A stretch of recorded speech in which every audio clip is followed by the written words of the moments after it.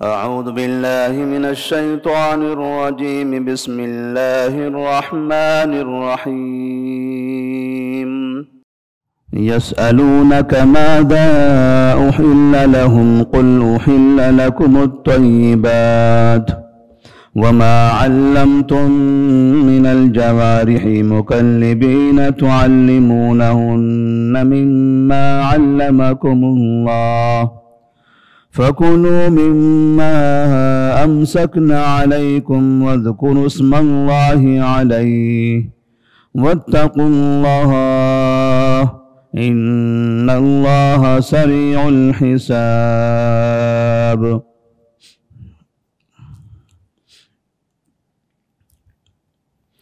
سورۃ المائدہ آیت نمبر 4. اللہ تبارک و تعالیٰ نے اس سورہ میں جب کھانے میں حرام چیزوں کا تذکرہ فرمایا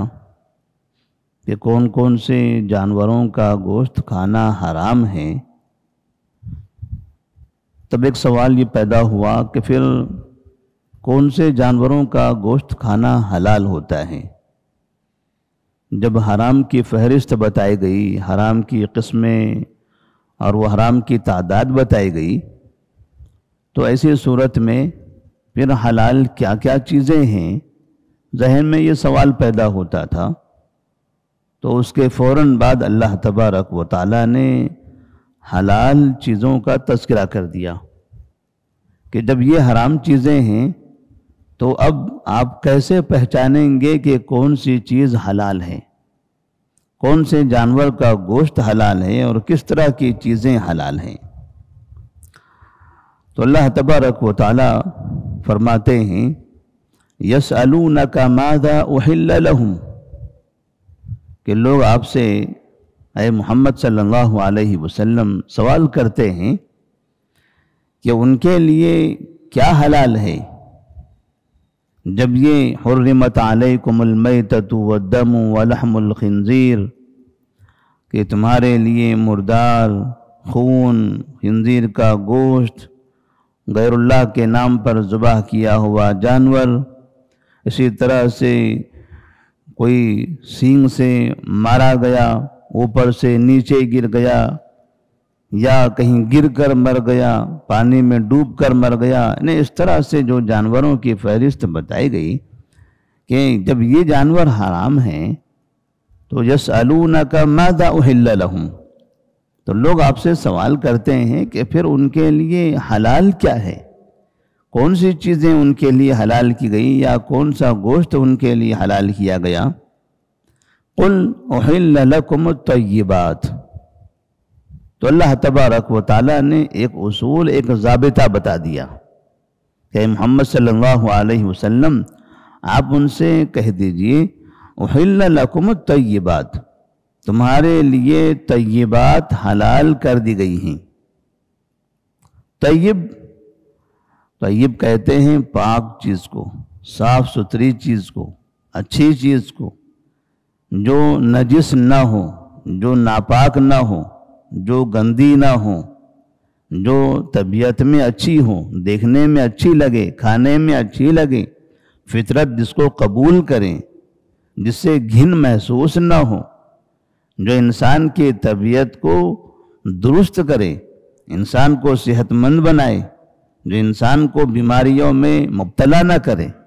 انسان کی طبیعت کو خراب نہ کر سکے، یہ ہے طیبات. قل احل لکم الطیبات. اب یہ طیبات جب اس کو کہتے ہیں تو آپ کھانے پینے کی چیزوں میں آپ غور کر لو کہ کون سی چیزیں طیب ہیں اور کون سی چیزیں خبیث ہیں. اب ایسی چیزیں جس کے کھانے سے انسان کا دل و دماغ خراب ہوتا ہو، جس کے کھانے سے انسان کو بیماریاں آتی ہیں، وہ سب خبیث ہیں. جو چیزیں بدبودار ہوں وہ سب خبیث ہیں. جو چیزیں انسان کو نقصان پہنچانے والی ہیں وہ سب خبیث ہیں. جو اچھی چیز ہیں، فائدہ مند چیز ہیں، صاف ستھری ہیں، گندی نہیں ہیں،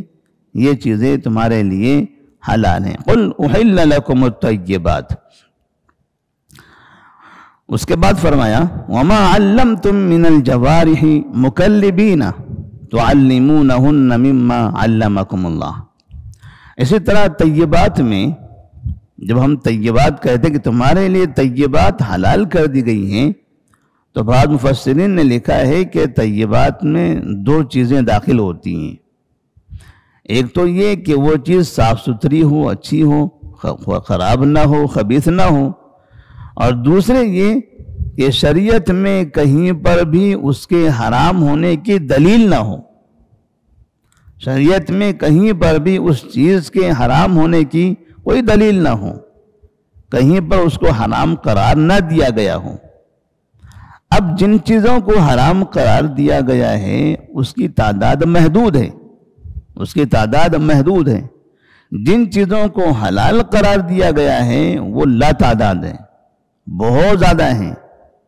تو چونکہ حلال بہت ہیں تو ان بہت کا تذکرہ نہیں کیا گیا، حرام کم ہیں تو ان حرام کا تذکرہ کر دیا گیا، تاکہ کم جگہ پر وہ حرام چیزیں مذکور ہو جائیں۔ اب پڑھنے والا اتنی حرام چیزیں پڑھ لے اور یہ سمجھ جائے کہ ان کے علاوہ جو ہے وہ سب حلال ہیں۔ پہلے کی قوموں میں ایسا ہوتا تھا، جیسے کہ بعض مفسرین کہتے ہیں کہ پہلے کی قوم میں جو چیزیں حلال ہیں وہ بتائی جاتی تھی، جو چیزیں حلال ہیں وہ بتائی جاتی تھی۔ اس کا مطلب یہ تھا کہ اب جو نہیں بتائی گئی وہ سب حرام۔ تو حلال چیزیں دنیا میں بہت ہیں، اب اگر اس کی فہرست بنائی گئی تو ایک لمبی فہرست بنتی ہے، تو اتنی لمبی فہرست نہیں بنائی جائے گی، مختصر فہرست بنے گی۔ اس کا مطلب یہ ہوا کہ پھر حلال چیزیں کم ہو جائے گی، حرام چیزیں بہت زیادہ ہو جائے گی۔ امت محمدیہ میں اس طرح سے قاعدہ بنا دیا گیا کہ حرام چیزوں کو واضح کر دیا گیا اور بتا دیا گیا کہ اس کے علاوہ، اب اس کے علاوہ جو چیزیں ہیں وہ تمہارے لیے حلال ہیں، لیکن پھر بھی اس میں دو اصول اور دو ضابطے ہیں۔ پہلا ضابطہ یہ ہے کہ وہ پاک ہو، صاف ستھری ہو، وہ نقصان دہ نہ ہو۔ دوسرا ضابطہ یہ ہے کہ شریعت میں کہیں پر بھی اس کے حرام ہونے کا ذکر نہ ہو۔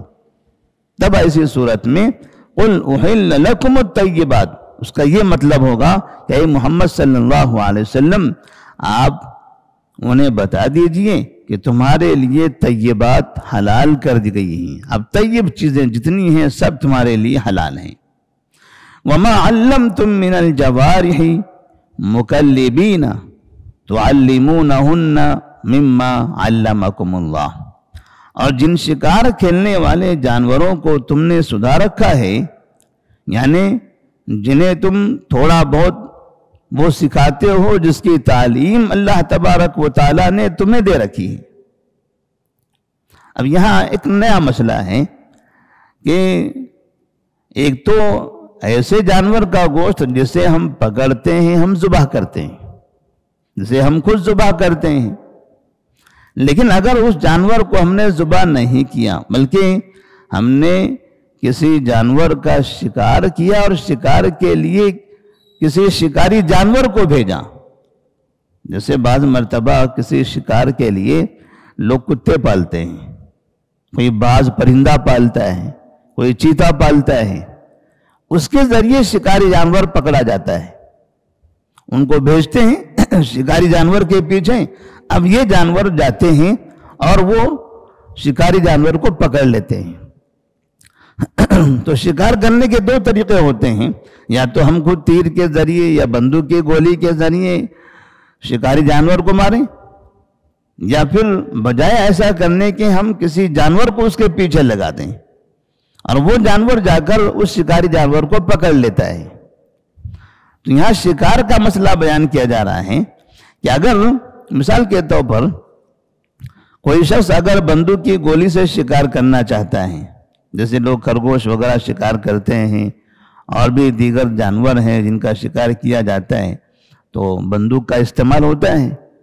اگر بندوق کی گولی کا استعمال ہو رہا ہے تو وہ بندوق کی گولی چلاتے وقت میں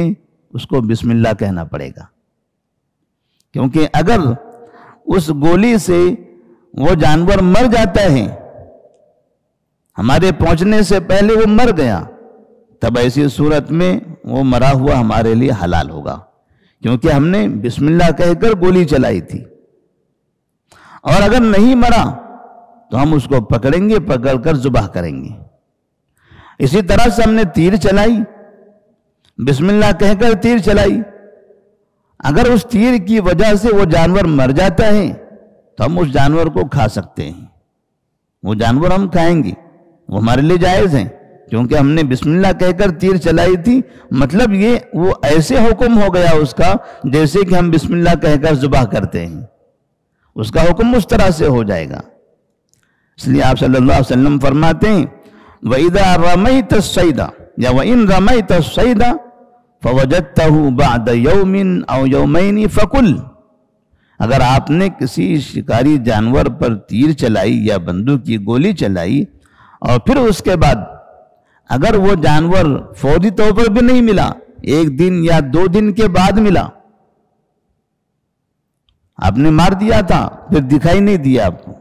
پھر بعد میں تلاش کرتے کرتے آپ اس علاقے میں گئے تو پتا چلا وہاں پر وہ مرا پڑا ہے، اور پھر لَيْسَ بِهِ إِلَّا أَثَرُ سَهْمِكَ، اور پھر آپ اس جانور کو دیکھ رہے ہیں کہ اس میں آپ ہی کا تیر لگا ہوا ہے یا آپ ہی کی گولی لگی ہوئی ہے، فَكُلْ، تو آپ اسے کھاؤ، کیونکہ آپ نے بسم اللہ کہہ کر وہ تیر چلائی تھی، بسم اللہ کہہ کر بندوق کی گولی چلائی تھی، تو اس بندوق کی گولی سے یا تیر سے وہ جانور مر گیا، آپ 1 دن یا 2 دن کے بعد اس کو پاؤ تب بھی آپ اسے کھا سکتے ہو، شرط یہ ہے کہ وہ سڑا ہوا نہ ہو، شرط یہ ہے کہ پھر درندوں نے اسے کھایا نہ ہو، اس طرح سے۔ اور اگر وہ مرا نہیں بلکہ زندہ رہ گیا تو ایسی صورت میں ہم اس کو پکڑیں گے اور پکڑ کر اس کو پھر سے ذبح کریں گے۔ تو یہاں پر اللہ تبارک و تعالی جانور کے بارے میں تذکرہ کر رہا ہے، وہ جانور جن کو شکار کے لیے سکھایا جاتا ہے، جن کو تربیت دی جاتی ہے۔ اب یہ تربیت یافتہ جانور بہت سی جگہوں پر کتوں کو تربیت دی جاتی ہے کہ شکاری کتے بڑے خطرناک قسم کے ہوتے ہیں، یہ دوڑنے میں بڑے تیز رفتار ہوتے ہیں، کسی چیز کو محسوس کرنے میں اور کسی چیز کو بھانپنے میں ان کے اندر حس بڑی خطرناک ہوتی ہے، اس لیے عام طور پر جانوروں کا شکار کرنے کے لیے کتوں کا استعمال کیا جاتا ہے۔ اب اللہ فرماتے ہیں وَمَا عَلَّمْتُم مِّنَ الْجَوَارِحِ مُكَلِّبِينَ تُعَلِّمُونَهُنَّ مِمَّا عَلَّمَكُمُ اللَّهُ،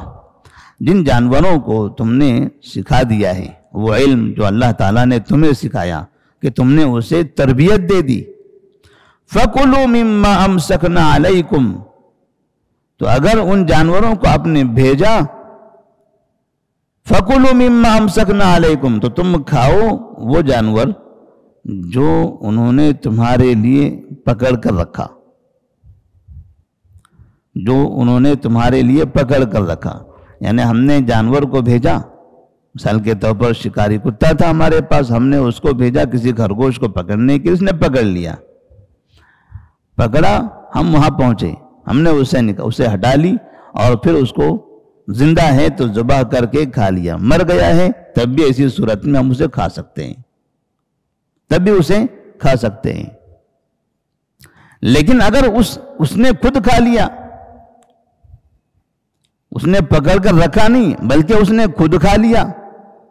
تب کہتے ہیں ایسی صورت میں پھر اس جانور کو آپ نہیں کھا سکتے۔ فَكُلُوا مِمَّا أَمْسَكْنَا عَلَيْكُمْ وَاذْكُرُوا اسْمَ اللَّهِ عَلَيْهِ، تو وہ جانور تمہارے لیے جو پکڑ کر رکھے اسے کھاؤ اور اس پر اللہ تبارک و تعالیٰ کا نام لو۔ اس سلسلے میں نبی صلی اللہ علیہ وسلم کی ایک مشہور حدیث ہے، آپ فرماتے ہیں اذا ارسلت کلبک وسمیت، کہ جب آپ اپنے شکاری کتے کو شکار کے لیے بھیجو اور بسم اللہ کہو، فامسک وقتل، اور وہ جا کر اس شکار کو پکڑے اور قتل کر دے، فکل، تو تم کھاؤ، پکڑ کر رکھے زندہ تب بھی آپ زندہ ہے تو بعد میں پکڑ کر آپ ذبح کر دو، یا اس نے اس شکاری کتے نے پکڑا اور اس کی وجہ سے اس کی جان نکل گئی، اس جانور کی جان نکل گئی، تب بھی آپ اس جانور کو کھا لو. فَقُلْ وَإِنْ أَكَلَ فَلَا تَأْكُلْ، لیکن اگر یہ شکاری کتے نے اس جانور کو کھا لیا، آدھا کھایا یا تھوڑا سا کھا لیا اس میں سے، فَلَا تَأْكُلْ، تو آپ فرماتے ہیں اب تم مت کھاؤ اس میں سے،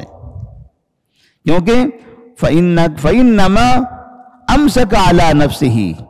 اس لیے کہ اس جانور شکاری کتے نے وہ اپنے لیے شکار کیا، اس نے اپنے لیے اس کو پکڑا، آپ کے لیے نہیں پکڑا. اور جن کو تربیت دی جاتی ہے، جن جانوروں کو، وہ تربیت یافتہ جانور ایسے ہوتے ہیں کہ جب آپ اس کو بھاگنے کے لیے کہو وہ بھاگتا ہے، جب آپ اسے رکنے کے لیے کہو رک جاتا ہے، جب آپ کسی جانور پر حملہ کرنے کے لیے کہو تو حملہ کرتا ہے، جب آپ اس سے دور رہنے کے لیے کہو تو دور رہ جاتا ہے، اور کسی جانور پر حملہ کرنے کے لیے کہو اسے پکڑ کر رکھتا ہے، اسے کھاتا نہیں ہے،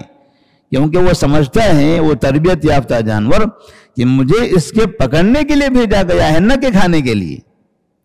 اگر وہ پکڑ کر رکھتا ہے اس کا مطلب یہ ہے کہ اس کی تربیت صحیح ہوئی ہے اور اس نے صرف تمہارے لیے ہی پکڑا ہوا ہے. لیکن اگر وہ جاتا ہے، جا کر پکڑتا ہے اور کھاتا بھی ہے، اس کا مطلب یہ ہوا کہ پھر اس نے آپ کے لیے نہیں اپنے لیے کیا ہوا ہے. تو جب وہ اپنے لیے شکار کرے یعنی خود اس میں کھانے لگے تو فَلَا تَأْكُلْ، تو آپ فرمائیں فَلَا تَأْكُلْ، آپ اسے نہ کھاؤ، فَإِنَّمَا أَمْسَكَ عَلَى نَفْسِهِ، اس لیے کہ اس نے اپنے لیے شکار کیا، اپنے لیے پکڑا. وَإِذَا خَالَتَ كِلَابًا، اور لم يذكر اسم اللہ علیہا فَأَمْسَكْنَا وَقَتَلْنَا فَلَا تَأْكُلْ. پھر آپ فرماتے ہیں کہ ایک آپ کا شکاری کتا تھا، آپ نے اس کو بھیجا، شکاری کتا ہو یا شکاری باز پرندہ ہو یا چیتا ہو، کوئی بھی ہو شکاری جانور جن کے ذریعے ہم شکار کرتے ہیں، تو ہمارا جو تربیت یافتہ تھا شکاری جانور، ہم نے اس کو بھیجا. قریب پہنچے، وہاں ہرن کا شکار ہو چکا تھا، ہم وہاں پر دیکھ رہے ہیں کہ ہمارا شکاری جانور بھی ساتھ میں ہیں اور دوسرے جانور بھی وہاں موجود ہیں، دوسرے بھی موجود ہیں. تب آپ فرماتے ہیں کہ اگر اس طرح سے ہمارے جانور کے ساتھ ساتھ اگر دوسرے جانور جمع ہو گئے، ان سب نے مل کر پکڑا اس کو اور اس میں قتل کر دیا، تب آپ اسے نہیں کھا سکتے. فَإِنَّكَ لَا تَدْرِي أَيُّهُمَا قَتَلْ، اس لیے کہ آپ کو نہیں پتہ ہے کہ اتنے جانوروں میں سے کس نے اس کو قتل کیا ہے. اگر آپ کا ہی جانور جو تربیت یافتہ تھا اس نے قتل کیا ہوتا تو جائز ہوتا، لیکن اس کے بجائے جو دوسرے جانور شریک ہو گئے اس کے اندر، اگر انہوں نے قتل کیا ہوا ہے تو چونکہ اس پر آپ نے بسم اللہ نہیں پڑھا اور وہ تربیت یافتہ نہیں ہے آپ کے، اس لیے ان جانوروں کا گوشت کھانا پھر آپ کے لیے درست نہیں ہوگا.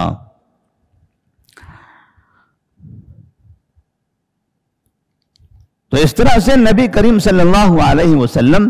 یہ شکار کے یہ طریقے بتاتے ہیں کہ شکاری جانور نے اگر کسی جانور کو پکڑا ہے تو کب وہ حلال ہوگا اور کب حرام ہوگا. اگر وہ زندہ پکڑ لیتا ہے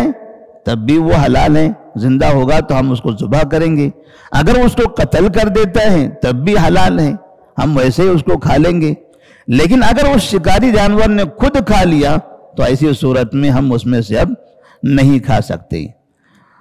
تو فَكُلُوا مِمَّا أَمْسَكْنَا عَلَيْكُمْ وَاذْكُرُوا اسْمَ اللَّهِ عَلَيْهِ. اللہ تبارک و تعالیٰ فرماتے ہیں تو اس نے جو تمہارے لیے روک کر رکھا اس میں سے کھاؤ اور اللہ تبارک و تعالیٰ کا اس پر نام لو. حقیقت میں اس سلسلے میں بعض مفسرین نے لکھا ہے کہ بنو طائی کے کچھ لوگوں نے نبی صلی اللہ علیہ وسلم سے سوال کیا، اے اللہ کے رسول صلی اللہ علیہ وسلم، آپ نے تو یہ حرام جانور کون کون سے ہیں یہ بتا دیے، اب ہم لوگ پھر آپ نے کتوں کے بارے میں اس کو قتل کرنے کا حکم دیا، اور ساتھ ہی اگر کتا کسی چیز میں منہ ڈالتا ہے، کسی برتن میں منہ ڈالتا ہے تو اس کو 7 مرتبہ دھونے کا حکم دیا ہے. جبکہ ہم کتوں کے ذریعے اچھے جانوروں کا شکار کرتے ہیں، ہمارے پاس پالتو کتے ہیں، تربیت یافتہ کتے ہیں کہ اس کے ذریعے ہم ہرن کا، خرگوش کا، نیلگائے کا، ایسی چیزوں کا شکار کرتے ہیں، جبکہ آپ نے یہ کہا ہے کہ اگر یہ کتا کسی برتن میں منہ ڈالے کھانے پینے کی چیز میں تو 7 مرتبہ دھو، 1 مرتبہ مٹی سے۔ تب اللہ تبارک و تعالیٰ نے یہ آیت نازل فرمائی کہ وہ جو جن کتوں کے بارے میں یہ کہا گیا ہے کہ ان کے منہ ڈالنے سے 7 مرتبہ دھونا ضروری ہے، وہ ایسے ہیں جو بغیر تربیت یافتہ ہیں، جو عام کتے ہیں۔ لیکن جو آپ کے تربیت یافتہ ہیں، جن کو آپ نے سکھایا ہوا ہے، جو آپ کے فرما بردار ہیں، جو آپ کے تابع دار ہیں، جن کو خاص شکار کے لیے تربیت دی گئی ہے، ایسا نہیں کہ جو گھر میں محافظ ہیں، کھیت کے محافظ ہیں، نگرانی کرنے والے، وہ نہیں، بلکہ جن کو شکار کے لیے تیار کیا گیا ہے اور وہ شکار کے جو قوانین ہیں اس کی پابندی کرتے ہیں کہ آپ انہیں بھیجیں کسی طرف تو اسی کی طرف جاتے ہیں، اور جب وہ کسی جانور پر حملہ کرتے ہیں تو اس کو کھاتے نہیں ہیں، پکڑ کر آپ کے سامنے حاضر کرتے ہیں یا پکڑے رہنے آپ وہاں پہنچ جائیں۔ تو اس طرح سے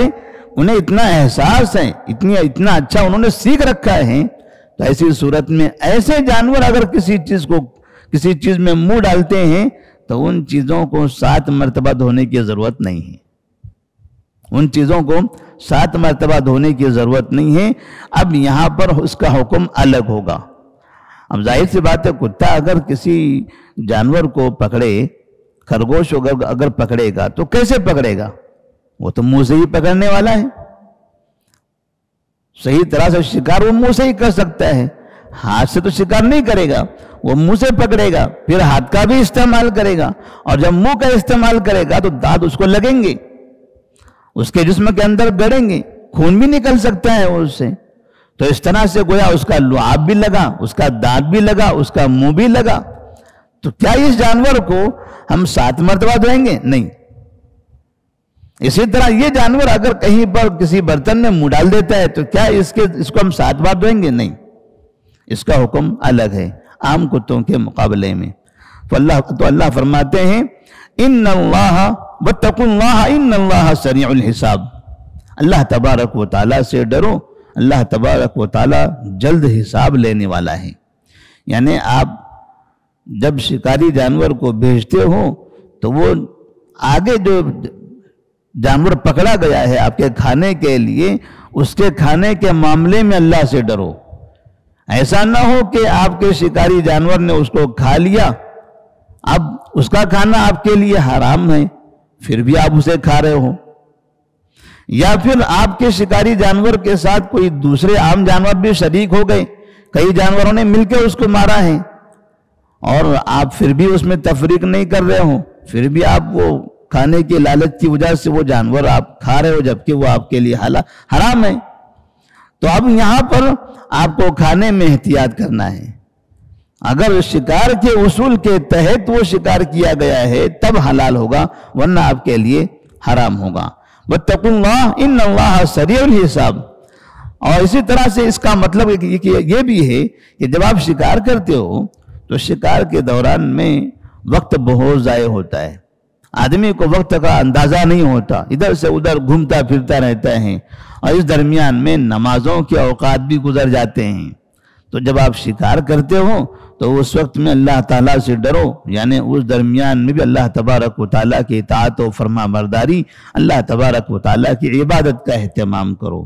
ان اللہ سریع الحساب، بے شک اللہ تبارک و تعالیٰ تمام چیزوں کا جلد حساب لینے والا ہے۔ اللہ تبارک و تعالیٰ سے دعا ہے کہ اللہ تبارک و تعالیٰ ہمیں حلال اور طیب چیزیں کھانے کی توفیق عطا فرمائے، محرمات سے ہم سب کی حفاظت کرے۔ السلام علیکم ورحمۃ اللہ وبرکاتہ۔